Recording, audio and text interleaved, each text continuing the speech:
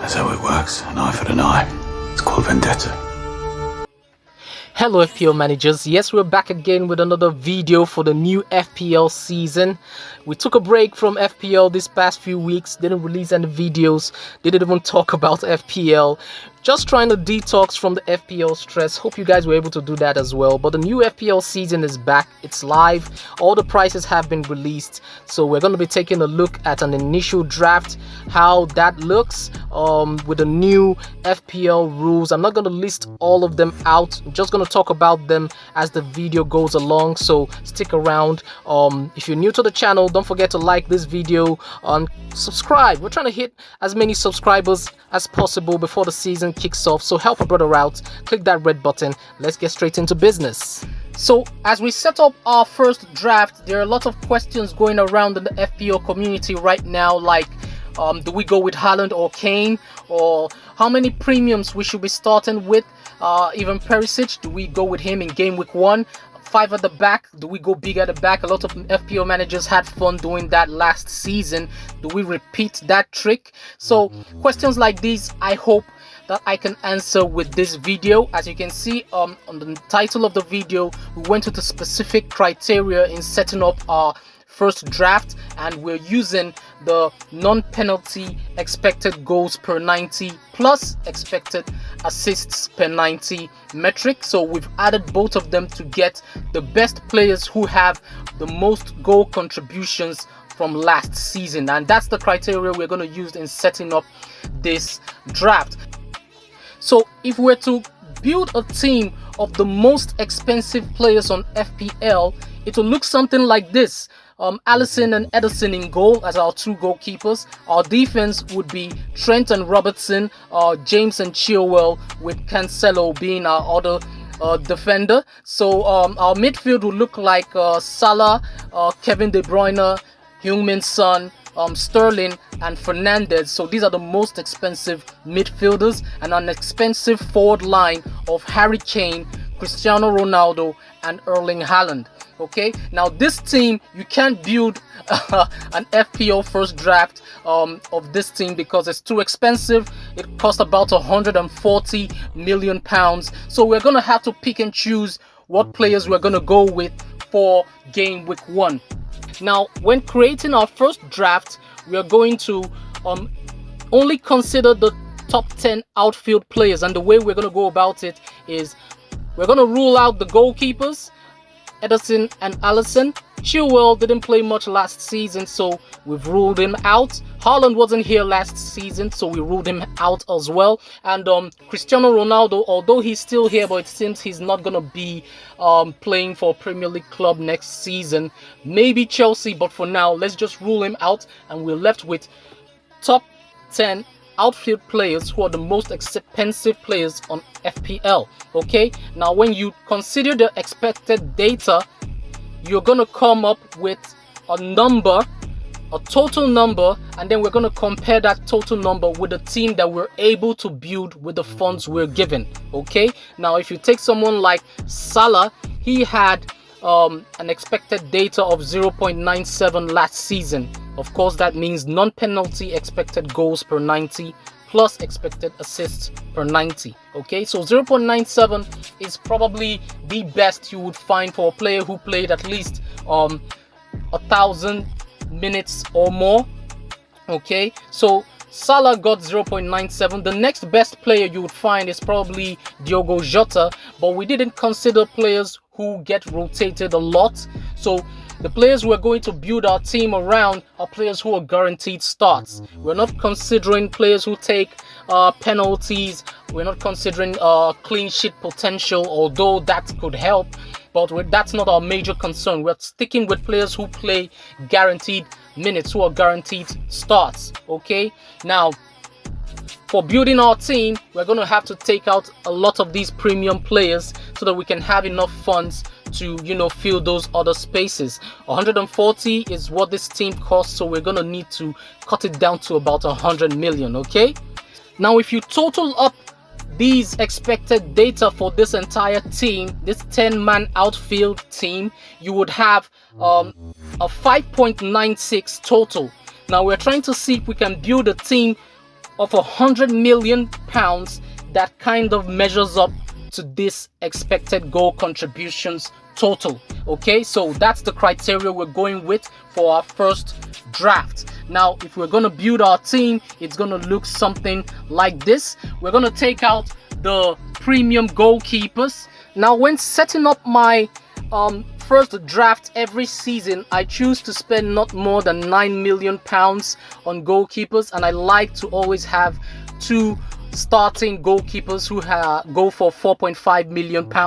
But this season I've decided to switch things up a bit with my strategy, and I've gone with a £4 million backup goalkeeper. And for my starting goalkeeper, I'm going with David Raya. And Raya had a very good season. He didn't play throughout the season, had few injury concerns, but he played enough for us to know that he's quite a good goalkeeper. He had 8 clean sheets in the 20+ games he played last season. He has a save percentage of 77%. That means of all the shots he faced last season, he saved 77% of them. Now, if you consider that the best goalkeeper in the league, Ederson, saved at a rate of 70%, you can see that David Raya is quite a good shot stopper, and you would need those save points when considering picking your goalkeeper on FPL. Now, that's the reason why I usually choose to go with the cheaper goalkeepers, because they face more shots,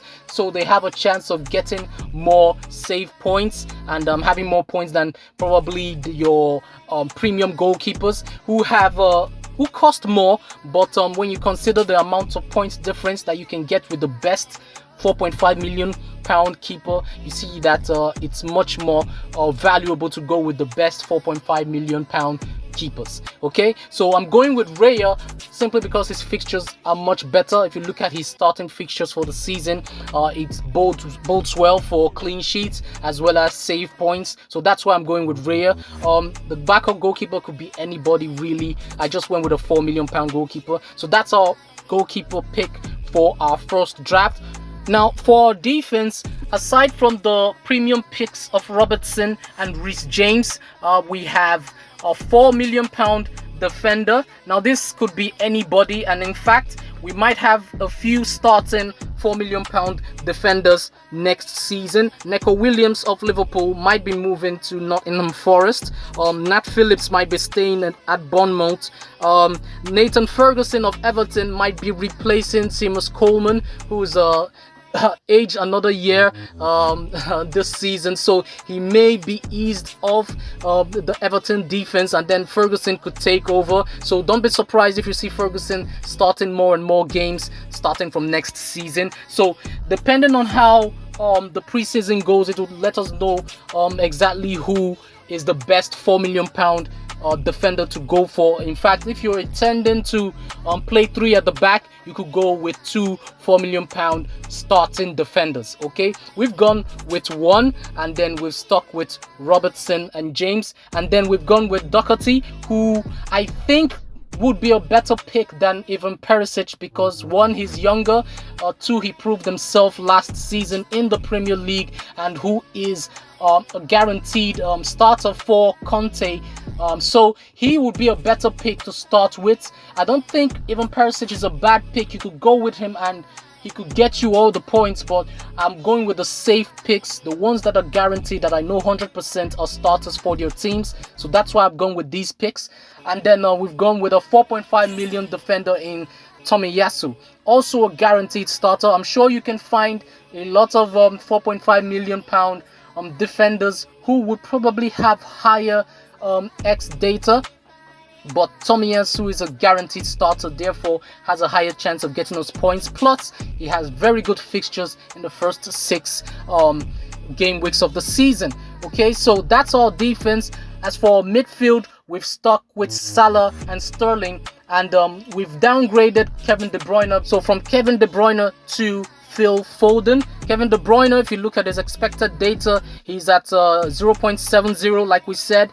But if you consider that he's £12 million and that Phil Foden had an expected data of 0.68, compare it to Kevin De Bruyne, you would have getting almost the same expected data with £4 million less. So that's why I've gone with Phil Foden. Now, if you consider who takes the penalties for Manchester City, you would probably lean towards Riyad Mahrez. He's got 0.63 expected data compared to KDB, who is £4 million more.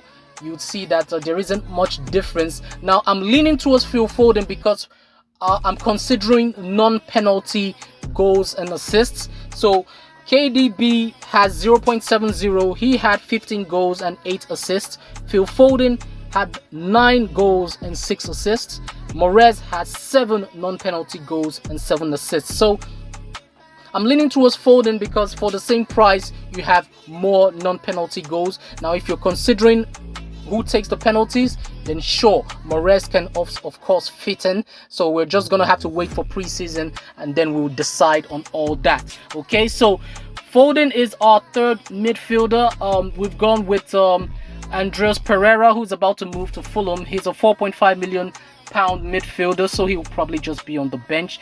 And then we have Pedro Neto, £5.5 million. Now, why am I considering Neto? He didn't play much last season. His expected data is quite high, 0.63 from last season, but he didn't play so many games. But if you take the average that he had for the past 3 seasons, it's still quite decent. We'll be at 0.49 expected data, so that's non-penalty expected goals plus expected assists per 90. So Neto is quite a good pick. From preseason, it looks like he's still fit and still starts games for Wolves. Then he's of course a very good pick to start the season with at 5.5 million. Okay, so that's a very good value pick. Of course, our forward line is going to consist of Haaland and Gabriel Jesus and Greenwood. I've gone with a £4.5 million forward who's probably just going to be on the bench. Now, Haaland could be Harry Kane when considering expected data. His expected data for last season in the Bundesliga was 0.86.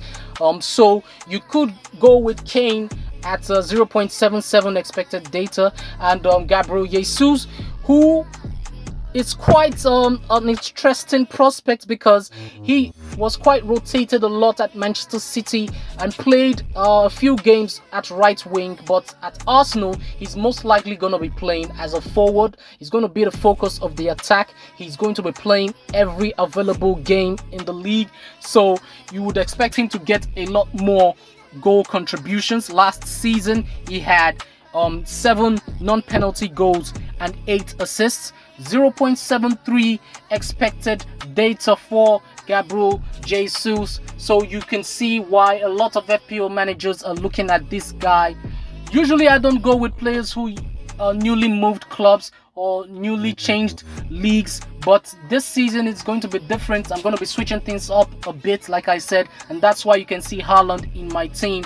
Now we're going to compare the expected data of the 10 most expensive outfield players to this team I've just built. Okay, now the 10 most expensive players have a expected data of 5.96, and this team that I've just built has a total expected data of 6.41. Now you can say it's been bumped up a bit by Pedro Neto, who's at 0.63, and he didn't play so many games last season. But if you take the average for Neto for the past 3 seasons, you have 0.49 instead of 0.63, and it will come to a total of 6.27. So that's still higher than the expected data for the most expensive assets. Okay, so as you can see, you can build a very good team. You don't need only the premium players. You can still make a very good team with the mid-range assets. Okay, now I'm sure if you tinker this team a bit, like taking out someone like Tomiyasu and bringing in someone like Lamptey, you can even bump this expected data even higher. But I'm gonna leave that to you guys to consider. Okay, so this is for me the best value picks for game week 1. Like I said earlier, this might not be the team I start the season with, because there are other things to consider, like injuries and preseason performances. But if you're looking for the best value picks, you know, using expected goal contributions as your criteria, then this is as close as it gets. Okay, I hope this was able to help someone out there. If you liked the video, please click the like button, and of course subscribe. We're still trying to hit as many subscribers as possible before the season begins, so help a brother out. Click that red button, and I'll catch you guys on the next one.